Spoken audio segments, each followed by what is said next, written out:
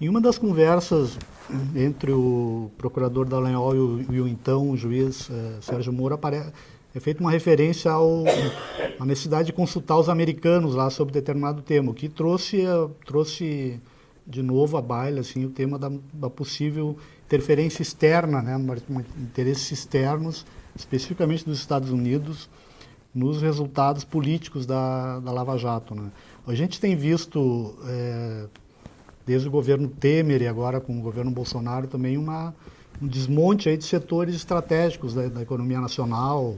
Tivemos agora, mais recentemente, a venda da Embraer para a Boeing, o desmonte do polo naval, negociação envolvendo a base de Alcântara agora com os Estados Unidos. Como é que o senhor vê essa possível articulação entre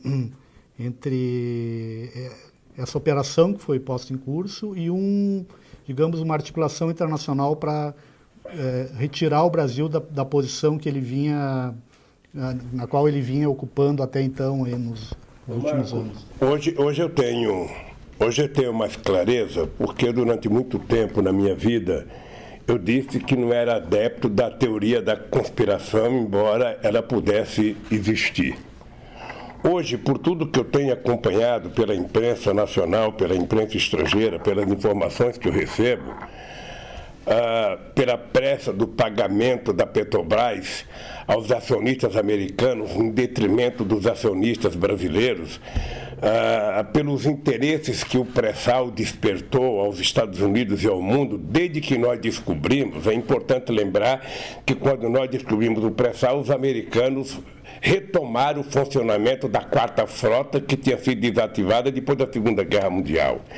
É importante lembrar que foi roubado os segredos da Petrobras de um container, sabe, e que até hoje não apareceu. Quem pagou o pato foram os coitados dos vigias da Petrobras.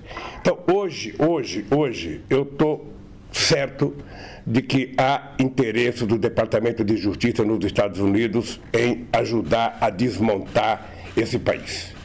Ou seja, não é possível a gente acreditar, sabe, que tudo aconteceu a partir do nada. Eu estou convencido que o pré-sal está, sabe, no meio disso. Estou convencido que os americanos nunca aceitaram a ideia da lei da partilha que nós fizemos para que o petróleo fosse nosso, nunca aceitaram a ideia de que o povo brasileiro voltasse a ser dono do petróleo, nunca aceitaram a ideia de que a Petrobras tivesse 30%, sabe, de tudo, nunca aceitaram a ideia de a gente criar um fundo social para garantir ao povo brasileiro o direito a ter acesso à ciência e tecnologia, à educação, à saúde. Então, temaram até, sabe, começar a desmontar a grande Petrobras, que é uma empresa patrimônio desse país, motivo de orgulho desse país. Em nome de combater a corrupção, destruir as empresas de engenharia brasileira, e certamente quem vai entrar no lugar delas não são nenhuma empresa da Guatemala, da Nicarágua, de El Salvador, da Bolívia. Certamente serão empresas ou americanas ou de outros países do mundo. Eu lembro, quando eu era presidente, quantas vezes os governantes queriam adentrar ao Brasil para competir com as nossas empresas. E, ao mesmo tempo, você fica assistindo uma política de governo que tem como objetivo não produzir nada novo, mas vender o que tem. Nesse momento, levantamento sendo feito sobre todas as empresas públicas, sobre todos os terrenos da União. Se o Exército Brasileiro não tomar cuidado, até os terrenos que eles fazem treinamento será vendido. Se depender do colo do Bolsonaro e dos filhos dele, o Exército vai treinar em videogame, sabe? Porque a ideia é vender tudo. A ideia é vender tudo. Já que eu não posso produzir, vou vender. É a única razão que se explica o Guedes na Fazenda. É a única razão, sabe? E nós estamos vendo o que está acontecendo no Brasil, um desmonte generalizado, sem perspectiva de geração de emprego, sem perspectiva de aumento de renda, sem perspectiva de manter a seguridade social, dando ao trabalhador brasileiro a tranquilidade na velhice. Então, é o Brasil voltando ao século XVIII. É o Brasil voltando a ser colônia. aqui, embora você não tenha a monarquia portuguesa mandando, você tem o imperador Trump dando ordens, sabe? E o nosso presidente batendo continência. Então isso me assusta. O que aconteceu com a Boeing não me agradou, porque comprar a Embraer é uma empresa, sabe, muito respeitada no mundo, era uma empresa que tinha disputava com a empresa com a Bombardier, a terceira empresa de avião do mundo, ou seja, nós éramos altamente competitivos em aviões de porte médio e aviões de executivos. De repente você inventa de vender, para quê? Porque a Boeing tinha comprado,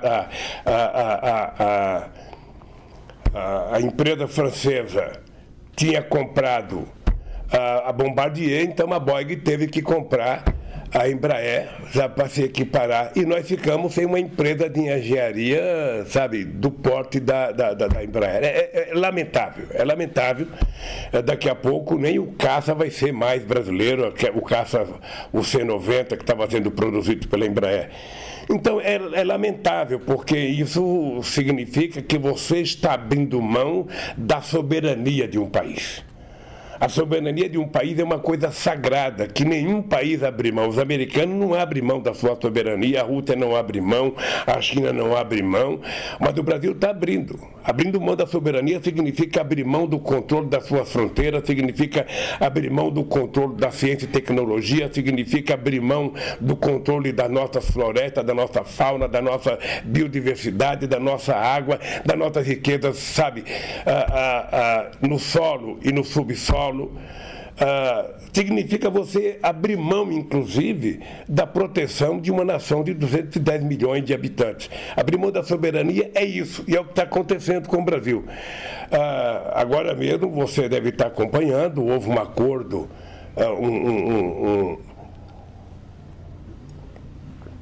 talvez um protocolo de intenções entre o Mercosul e a União Europeia, que a gente não sabe o que é, mas eu lembro do tempo que eu era presidente, qual era a ideia da União Europeia. Não sei se isso se manteve. A União Europeia, ela queria fazer um acordo desde que o Brasil e o Mercosul arreganhasse as pernas para todos os produtos de alto valor tecnológico, de alto valor agregado, produtos industrializados, para que eles entrassem aqui sem pagar nada. Isso significava quebrar a nossa indústria, significava impedir que países como a Argentina pudessem se reindustrializar e prometiam importar produtos agrícolas brasileiros. Peguei uma gripe essa semana, eu também estou na mesma situação. Bem, então o que acontece? A gente não sabe, eu não conheço o acordo, não sei o que está escrito lá, mas veja, não é fácil. A gente não tem muito o que exportar para lá. E o que a gente tem para exportar não será fácil os franceses aceitarem. Não pense que os franceses vão aceitar comprar frango do Brasil, comprar porco do Brasil. Eles não aceitam nem comprar óleo industrializado brasileiro, querem comprar soja in natura e também não são os maiores compradores.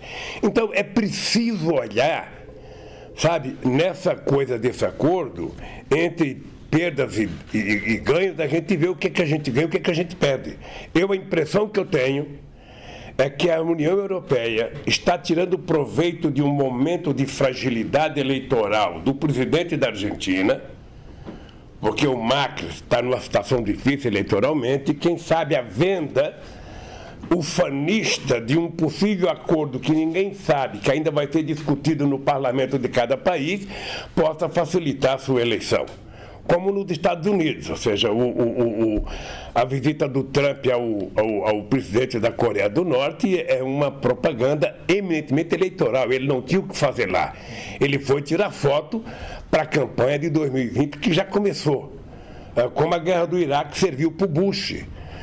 Então, eu fico realmente preocupado com o momento que a gente está vivendo no Brasil. Há muitas incertezas, há muitas dúvidas do que vai acontecer com a sociedade brasileira, porque as pessoas não falam em emprego, as pessoas não falam em aumento de salário, as pessoas não falam em bem-estar social, as pessoas não falam em coisas que diz respeito ao povo brasileiro, né? você teve de cara o desmonte da legislação trabalhista, ou seja, voltamos a ter a relação direta entre o trabalhador e o empregado, que é uma espécie de relação leonina. Dificilmente um trabalhador sozinho consegue sentar frente ao seu empresário e discutir as suas condições. Desmontou-se aquilo que foi uma conquista, sabe, ainda da era Getúlio Vargas, do movimento sindical brasileiro. Agora desmonta a Previdência Social, inventando a tal da capitalização para que o cidadão, por conta própria, sem participação do empresariado, sem participação do Estado, sabe, mantenha a sua aposentadoria. Com o trabalho intermitente, não se sabe quanto tempo esse trabalhador vai levar para poder adquirir o direito de se aposentar. Então, eu acho que nós estamos retrocedendo. Eu, quando estava na presidência, eu dizia para os dirigentes sindicais e para os dirigentes políticos europeus que a diferença entre nós e eles é que eles tinham conquistado o estado de bem-estar social depois da Segunda Guerra Mundial. E eles estavam lutando, sabe, enquanto a gente lutava para tentar chegar ao padrão salarial, ao padrão de saúde, ao padrão educacional, ao padrão da qualidade de moradia e de transporte que eles tinham alcançado nos anos 60, nos anos 70, nos anos 80, enquanto a gente brigava para tentar chegar lá, eles estavam começando a perder. E hoje o que nós estamos assistindo?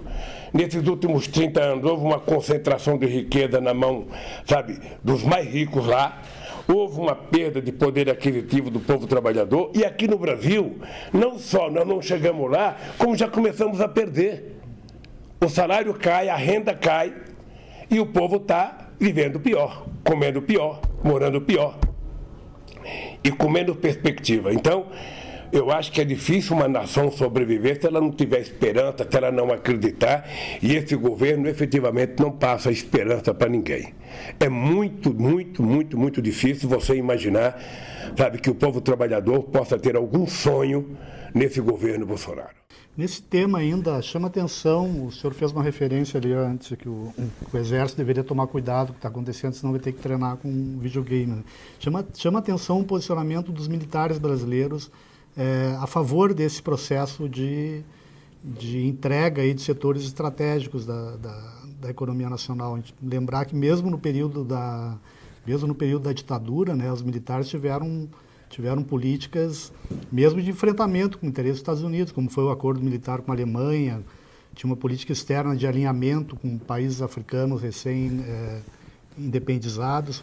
Houve uma mudança, digamos, drástica, qualitativa no posicionamento dos militares em relação a um projeto de nação, na sua opinião? Uma das coisas que o mundo inteiro respeitava o Brasil era pelo fato de, durante o golpe militar brasileiro, os militares não terem desmontado a indústria brasileira. Pelo contrário, fortaleceram alguns setores da industrialização brasileira. Criaram, por exemplo, programas importantes como o do etanol, em função da crise do petróleo. Bem, o que nós estamos vendo agora, não sei se é uma posição do conjunto das Forças Armadas, do Estado-Maior, mas pelo menos de alguns militares que falam pelo governo Bolsonaro, é de total desinteresse pela soberania nacional e de total, sabe, disposição de vender tudo. Ou seja, eu até disse outro dia numa entrevista que, sabe, um militar que não defenda a soberania nacional, que não é um nacionalista, ele nem deveria chegar a general, porque a obrigação das Forças Armadas é de proteger os interesses do país, é de proteger o povo contra inimigos externos. Ora, e a entrada totalmente desregulamentada do capital para explorar as riquezas brasileiras na verdade, você abrir mão da sua soberania. Eu acho que isso é muito delicado e acho engraçado porque, embora o Bolsonaro bata continência para o Trump, ele vem na contramão do Trump, né? O Trump é um direitista que utilizou como discurso o fortalecimento do Estado Nacional. sabe? Resolveu comprar a briga com a China, dizendo que era preciso gerar emprego nos Estados Unidos. O Bolsonaro faz exatamente ao contrário, ou seja, ele está desmontando o Brasil, desmontando a possibilidade de gerar emprego nesse país, a troco não sei do que. Eu não consigo entender, Marcos, a obsessão desta reforma para juntar 1 trilhão. O que eles querem fazer com 1 trilhão? Reforma da Previdência, no caso. Tirar 1 trilhão dos pobres para fazer a reforma da Previdência, para dar esse trilhão para quem? Ora, porque não é para o pobre, que o pobre vai começar a pagar sua própria aposentadoria. Então, essa obsessão é que me deixa perplexo, porque um governo, para discutir uma reforma na Previdência, ele discute no momento em que a economia está razoável. Sabe, discute no momento em que a economia está crescendo, que você está gerando emprego. Por que até 2014 a Previdência era superavitária? Sabe por quê? Porque nós tínhamos criado 22 milhões de empregos formais. Porque nós tínhamos legalizado 6 milhões de empreendedores individuais. Então, quando as pessoas estão trabalhando, quando as pessoas estão construindo, a Previdência é superavitária. Agora, quando você tem 13 milhões de desempregados, mais 28 milhões ou 30 milhões de subempregos, pessoas trabalhando de bico, obviamente que a Previdência tem um rombo muito grande. Então, como é que vai resolver isso? Fazendo a economia crescer, gerando emprego, pagando salário, distribuindo renda e cobrando corretamente a Previdência Social. Que de tempos em tempos você tem que ter reforma na Previdência, ajudar, sabe, a Previdência, a realidade, a longevidade das pessoas. Então, você pode fazer isso, mas você faz de comum acordo com a sociedade, você discute com os sindicatos, você discute, sabe? Por que os empresários vão deixar de contribuir? Por que eles vão deixar de contribuir? Por que o Estado vai deixar de contribuir? Quando a Previdência tinha dinheiro, utilizaram para construir a Transamazônica, utilizaram para construir a ponte Rio-Niterói, né? Sem prestar contas ao trabalhador. Então, eu só posso dizer uma coisa, Marcos, o que está acontecendo no Brasil é muito estranho. Acho que não é apenas o Brasil que está passando por uma metamorfose, sabe, doentia, gente de extrema direita, gente sem nenhum bom senso, gente com muito ódio, sabe? E a questão social não aparece em lugar nenhum. Não existe nenhum compromisso com a questão social, com a melhora de vida do povo, com a construção de casa para o povo, com a melhoria da saúde. Você veja, os médicos cubanos foram embora, sabe, dizendo que eles iam colocar médicos. Já fazem 6 meses que estão governando e tem muita cidade nesse país que não tem um médico. Então, a sociedade brasileira tem que acordar. Tem que acordar porque o Brasil, sabe, tem que ser tratado como uma propriedade de 210 milhões de habitantes e todo mundo tem o direito de viver dignamente nesse país. Não pode a sociedade viver no sobressalto, viver subordinado às mentiras, viver subordinado a fake news, viver subordinado a Twitter. Agora é o governo que se comunica, sabe, sem ter que prestar contas a ninguém, um governo que não gosta de dar resposta. Então é esse o Brasil que nós estamos vivendo e é um país que exige da sociedade brasileira levantar a cabeça e brigar para que o Brasil volte a recuperar a democracia e volte a recuperar sua soberania, que é o que mais me preocupa nesse instante, é a gente voltar a virar uma república de bananas, em ser tratado como se fôssemos um país insignificante, sem importante. Veja o tratamento que o presidente recebeu no G20. Nunca o Brasil foi motivo de tanta piada como está sendo agora. Nunca.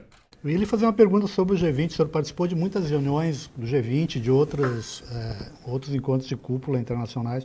E houve um episódio nessa recente reunião que teve uma grande repercussão internacional também, que foi a prisão, né, de um militar brasileiro da comitiva preparatória presidencial com 39 quilos de cocaína.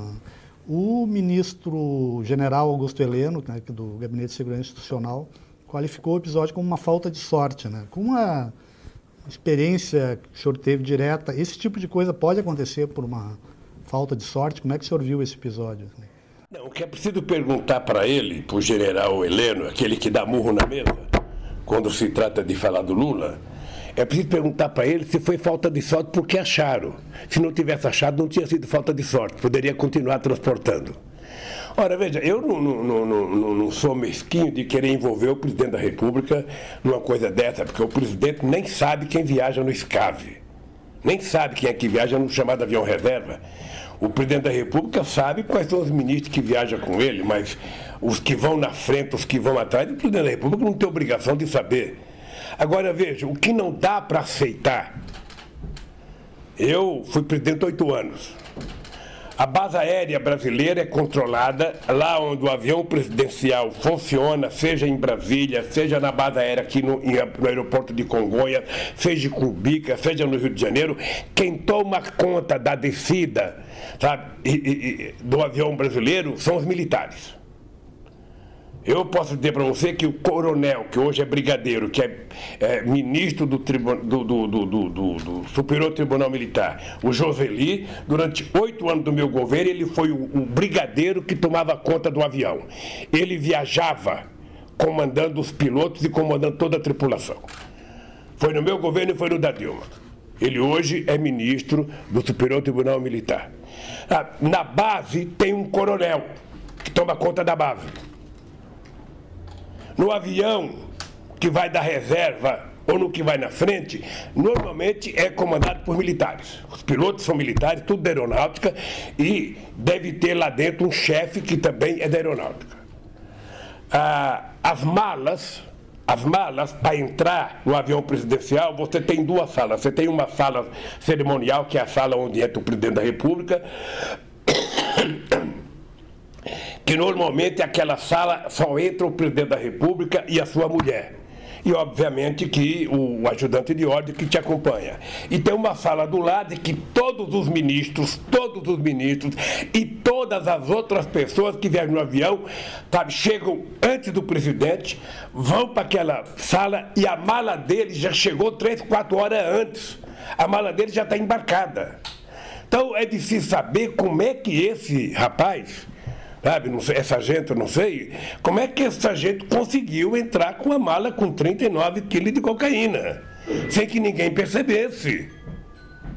Sabe, ele chegou por último, entrou com a mala na mão, colocou a mala lá dentro, quer dizer, não é possível. Então, é preciso, sabe, que não se jogue a culpa no sargento, porque a impressão que eu tenho é que querem jogar a culpa no sargento, o sargento não presta mesmo, o sargento é bandido, ou seja, o sargento não fez isso sozinho. Qual é o esquema? Quem está por detrás? Quem facilitou? Quem seria o dono e quem seria o receptor? O povo brasileiro precisa de resposta, porque há algum tempo atrás, um avião com 400 quilos de coca, um helicóptero em Minas Gerais, foi achado, a Polícia Federal pegou e esse avião desapareceu. Ninguém sabe quem é o dono da coca. Agora, no avião reserva, e veja que eu estou sendo muito objetivo, ou seja, não acredito que o presidente da República, sabe, soubesse de alguma coisa, porque a gente não sabe nem quem é que vai no avião na parte de trás. Você sabe quem vai com você na sala VIP do presidente da República. Tem o chefe do cerimonial que cuida dos civis e tem os militares. Alguém sabe como é que esse cidadão embarcou. Alguém sabe. Então, eu espero que... Esse era o papel do Moro, de fazer uma investigação, apresentar serviços. Não era papel do general. Era papel do general. O papel da Polícia Federal de investigar onde é que foi essa droga, como é que ela entrou, por que que entrou, conversar com as pessoas. Mas também eles não estão achando nem o Queiroz. O Queiroz enganou o Ministério Público, enganou a Polícia Federal, está desaparecido, ele não sabe onde está. Esse cidadão, esse mesmo ministro, que quando o juiz teve a pachorra de mandar a Polícia Federal na minha casa pegar a minha família inteira, não consegue achar o Queiroz? Até agora não sabe como é que vizinho do Bolsonaro tinha um cidadão que tinha 100 rifles, era contrabandista e era da milícia ligada ao Queiroz. Olha, meu Deus do céu. Até quando vai se mentir para a sociedade? E o que eu acho engraçado, Omar, é que a Rede Globo de televisão, ela finge que não é com ela. Se ela não puder puxar o saco, falar mal, ela não fala. Então, o esforço que eles estão fazendo para fingir que não tem nada de errado, o esforço que eles estão fazendo para achar que quem está acusando o Moro é contra a corrupção é muito grande. Eu vejo isso na Globo. O Alicâmbio deve ser um artista, sabe, de tentar inventar uma proteção, sabe, descabida para o Moro nesse instante. Todo mundo sabe que o Glenn é um jornalista respeitado, é uma pessoa respeitada no mundo inteiro, e não vai agora ser acusado de que, olha, vamos no COAF quebrar a renda dele, vamos quebrar... Se o Moro não tem coragem de mostrar o celular dele. Eles tiveram a coragem de pegar um tablet do meu neto. Neto de 2, 3, 4 anos. Pegaram e ficaram 1 ano com eles aqui na Polícia Federal. E o ministro se recusa a entregar para a Polícia Federal o seu telefone celular. O Dallagnol, sabe, não tem coragem de entregar. O que eles têm para esconder? Então eu acho que a sociedade brasileira precisa começar a acompanhar de perto, porque a democracia é um valor incomensurável que a gente não pode perder. O STF agora, antes de entrar no recesso, mais uma vez avaliou um pedido, né, a possibilidade da sua libertação e mais uma vez negou isso e adiou para ir para o segundo semestre. Recentemente houve uma reunião, um encontro do presidente Bolsonaro, presidente do STF, presidente da Câmara, presidente do Senado. E se noticiou após essa reunião que uma das conversas que o presidente da Câmara, Rodrigo Maia, teria tido com o presidente do STF foi um alerta que a sua libertação poderia prejudicar ou inviabilizar a aprovação da reforma da Previdência. O senhor acha que isso é possível, que o senhor ainda esteja aqui por conta da votação da reforma da Previdência? Eu, Marcos, às vezes não quero acreditar no que eu ouço e no que eu leio. Eu, às vezes, não quero acreditar, porque você manter, sabe, um cidadão inocente, trancafiado por uma questão política, isso só era possível se você estivesse num regime autoritário. Mas se você imaginar num regime democrático, isso não é possível. Eu estou desafiando o Moro, o Dallagnol. Eu adoraria que a Globo me convidasse para um debate com o Dallagnol e com o Moro para me provar que eles estão mentindo a meu respeito. Eu gostaria, sabe, sem ter nenhum rancor. Não é mais a pena para mostrar o seguinte, olha, está na hora de vocês contarem a verdade. Porque o comandante do Exército ligar para a Suprema Corte, segundo a imprensa, ameaçando a Suprema Corte se me liberar, não sei quem conversa com não sei quem. Veja, eu nunca pedi a nenhum ministro da Suprema Corte, a nenhum ministro de qualquer outra corte, qualquer favor pessoal. E não me peçam para mim conversar, que eu não converso sobre assuntos que não é da minha conta. A única coisa que eu quero é que a Suprema Corte brasileira cumpra com as suas obrigações de ser o garante da Constituição brasileira. Que não se preocupe com as manchetes de jornais. Que não se preocupe com as manchetes da televisão, mas que se preocupe com os autos do processo para tomar a decisão correta e beneficiar as pessoas que merecem ser beneficiadas e punir as pessoas que merecem ser punidas. Eu vi ontem um noticiário de que o Moro estava muito chateado, mas muito chateado com os deputados. Por que vocês, sabe, não estão defendendo o Eduardo Cunha? Por que vocês não estão defendendo o Sérgio Cabral? Ora, por que não defende eles? Quem sabe que eles não são inocentes, porque eles já confessaram que roubaram. O Sérgio Cabral já confessou não sei quantas coisas ilícitas, o Eduardo Cunha já confessou. Não estamos discutindo ele, estamos discutindo o meu caso. E, por favor, Moro, você não misture. Quando você mistura, você está mentindo. Você quer falar de mim? Fale de mim. Fale que você sabe que o triplex não é meu. Fale que você sabe que você inventou a história da Petrobras, a história da empresa offshore do Panamá, para poder me trazer para cá, porque era sua obsessão Era sua obsessão desde o tempo do Banestado. Desde o tempo do Banestado. Me prender. Eu vi um jornalista comentar esses dias de que numa conversa com o Onyx disse que há muito tempo o Moro tinha a intenção de me prender.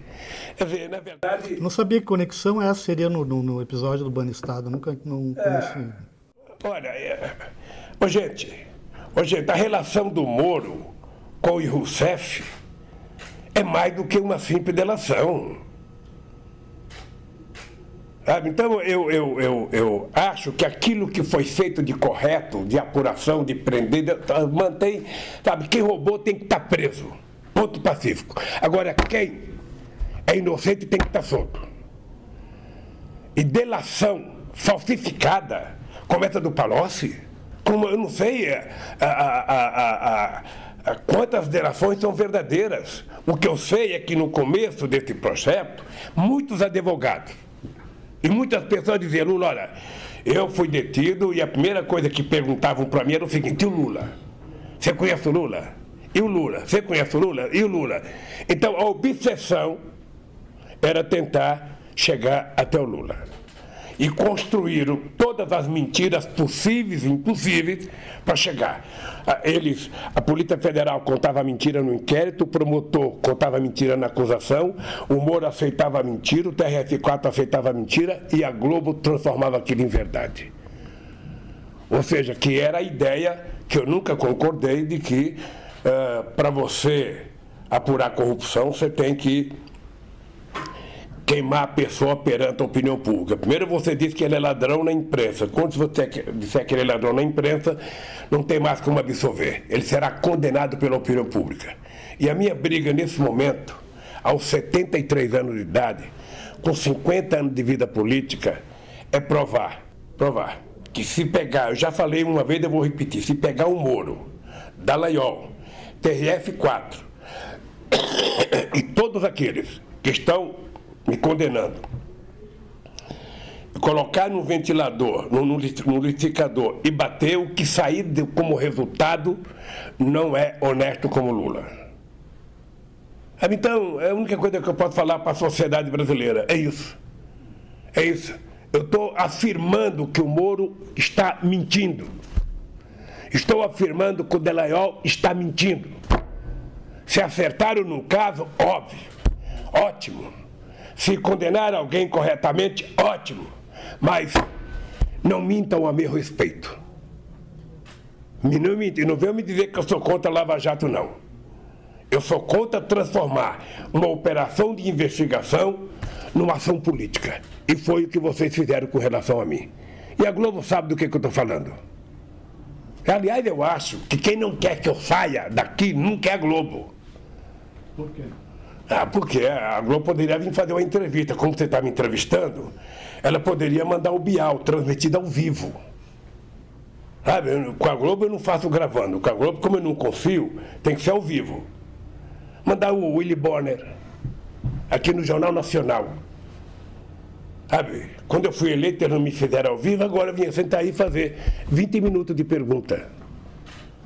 Dá para a gente poder desmascarar e desmentir essa gente que foi responsável pelo golpe na Dilma Rousseff, essa gente que fez com que a gente chegasse na situação que nós estamos hoje, e essa gente que trabalhou para evitar que eu fosse presidente da República, porque eles sabiam em todas as pesquisas de opinião pública que se tivesse eleições e eu fosse o candidato, eu ganharia as eleições. Então, eu de vez em quando fico pensando, bom, o Marco vai sair daqui e vai dizer, pô, eu pensei que o Lula ia estar mais revoltado, que tá... Não. Uma coisa, Marcos, que eu aprendi a me concentrar é que eu não vou permitir, sabe, que o ódio tome conta da minha cabeça. Hoje eu tenho certeza, assim, certeza, como a certeza que eu tenho que Deus existe, que o Moro não dorme direito. Eu tenho certeza que o Dallagnol não dorme direito. Eu tenho certeza que os delegados que me acusaram não dormem direito. Eles sabem que mentiram. E eles sabem que mais tarde ou mais cedo essa coisa vai aparecer. Sabe, essas coisas assim. Você sabe que mentira tem perna curta. Pode demorar, mas uma hora aparece. Então, eu vou continuar brigando por isso. Todo mundo sabe. Eu só aceito a minha inocência. Eu não aceito... E tem mais, quando eu sair daqui, eu vou processar o Estado brasileiro para me pagar por danos imorais pelo prejuízo que eu tive. Eles têm noção do que significa um homem honesto? De 73 anos, já está aqui há 1 ano e 4 meses? E eles sabendo que eu sou inocente? Então eu espero, a minha crença é o seguinte, olha, eu ainda tenho esperança na justiça, vou até o último momento acreditar que a verdade vai prevalecer no meu caso. Se não acontecer, aí, quem sabe você venha fazer uma outra entrevista e eu vou dizer, então, outras coisas que eu penso e que não é prudente dizer agora. Mas eu não posso admitir passar para a história com uma safadeza, porque o que estão fazendo comigo é uma canalice. Não tem outra palavra. O que estão fazendo comigo é canalice. É canalice da transmissão dos meios de comunicação, é canalice da Polícia Federal, é canalice do Ministério Público. Quando eu digo Ministério Público, Polícia Federal, eu quero ressalvar a Operação Lava Jato. Quer dizer que é o pessoal da Lava Jato, não é o pessoal da Força Tarefa, não é a instituição. Porque se tem um cara que eles sabem que eu respeito a instituição, é a Polícia Federal e o Ministério Público. E o Poder Judiciário sabe que eu respeito as instituições. Agora, ninguém da Polícia Federal, do Ministério Público ou do Judiciário pode se dar ao luxo de ser maior do que Deus e de querer trabalhar por conveniência política. Sabe, processo tem auto, tem provas. Então pega as provas e veja onde é o crime que eu cometi. Então é isso. Mas sabe o que acontece, ô Marco? Eu fico falando do meu caso, mas eu estou aqui sabendo que o povo brasileiro está numa situação muito pior do que eu. Aquele sonho que a gente tinha, sabe, de fazer com que esse país se transformasse a 5ª economia do mundo. Chegamos perto. Aquele sonho que a gente tinha de fazer com que o pré-sal fosse transformado, sabe, num fundo de desenvolvimento para o futuro desse país. Aquele sonho que a gente tinha de transformar o país num país que investisse muito em ciência e tecnologia, num país que cuidasse do meio ambiente, num país que cuidasse das suas crianças, isso está sendo jogado fora. Isso está sendo jogado fora. Lamentavelmente, sabe, somente o povo é que pode recuperar esse país. Somente o povo. E a imprensa ser honesta. Ninguém quer imprensa chapa branca. O que se quer é uma imprensa honesta. Dizer a verdade quando a verdade tem que ser dita. Se o Lula é culpado, diga que ele é culpado e prove. Se o Lula é inocente, diga que ele é inocente. É só isso que eu quero. E nesse instante eu acho que nós temos alguns problemas extraordinários a ser resolvidos. A questão da educação nesse país. Sabe? Porque a grosseria com que se trata a questão da educação no Brasil, a questão da saúde no Brasil, sabe, que se tirou os mais médicos e não conseguiu se preencher, sabe, porque é um governo que não pensa em ser humano, é um governo que acredita nas fantasias, não se fala mais nos problemas sociais do nosso povo, e nós estamos aí, sabe, vendo o PIB cada vez crescer menos, vendo o desemprego cada vez crescer menos, o emprego cada vez crescer menos, estamos vendo menos jovens entrando na universidade e o país virando motivo de gozação no exterior. É isso que nós estamos vendo nesse instante no Brasil.